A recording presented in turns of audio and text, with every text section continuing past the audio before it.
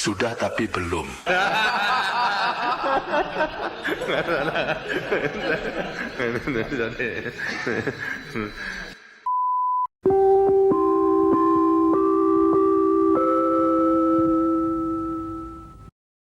Halo, selamat pagi Purwantini. Bagaimana keadaan di sana? Keadaannya mendung gelap, Pak. Oh, yang semangat ya. Jangan pesimis. Saya sih semangat, Pak.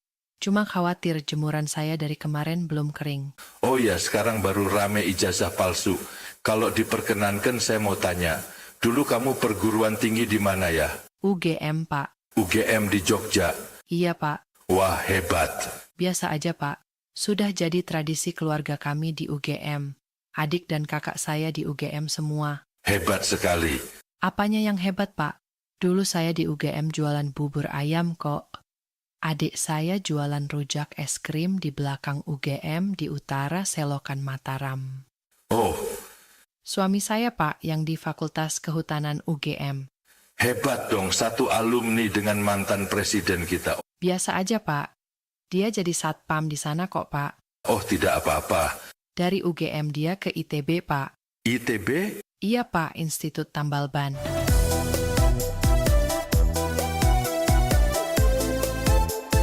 Di ITB kurang sukses, akhirnya dia ke ITS, Pak. ITS? Iya, Pak, Institut Tambah Stres. Jangan berkecil hati. Untuk jadi orang sukses tidak harus kuliah. Asal kerja keras, tekun dan berdedikasi, pasti kamu juga bisa sukses. Maaf, Pak Harto. Kalau Bapak dulu kuliah di mana ya? Saya berkarir di jalur militer, tapi saya ketemu Ibu Tin di IPB. IPB ya, Pak. Ya, betul sekali. Saya dan Ibu Tin bertemu di Institut Pernikahan Bahagia.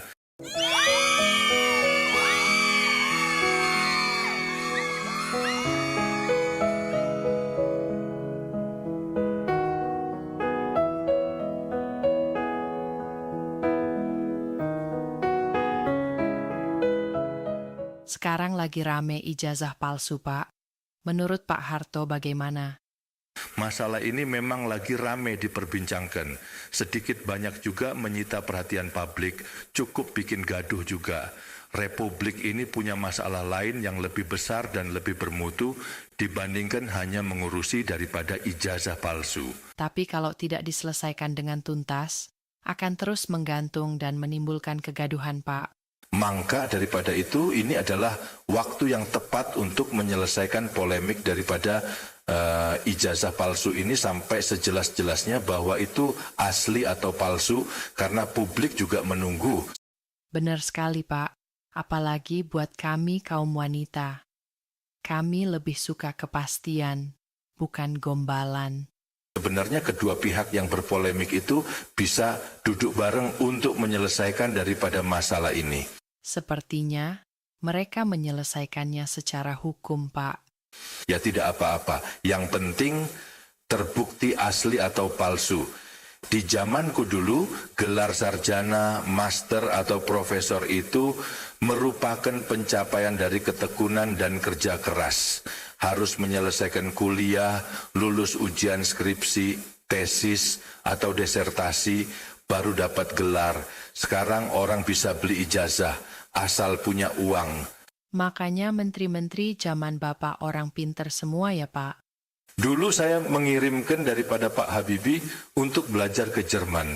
Setelah pinter saya panggil pulang untuk menyumbangkan daripada ilmu dan pikirannya untuk Republik ini.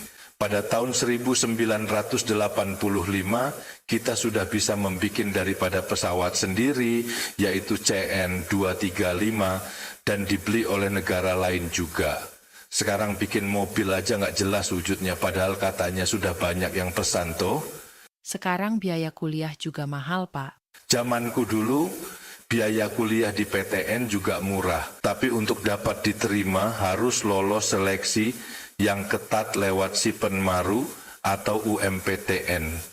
Makanya lulusan PTN zaman dulu berkualitas. Beda dengan sekarang, malah ada jalur mandiri. Bisa kuliah di PTN asal bisa bayar mahal. Iya, Pak. Dengar-dengar bisa sampai ratusan juta bahkan miliaran untuk diterima jalur mandiri di Fakultas Kedokteran. Saya rasa ini kok jadi perguruan tinggi negeri rasa swasta.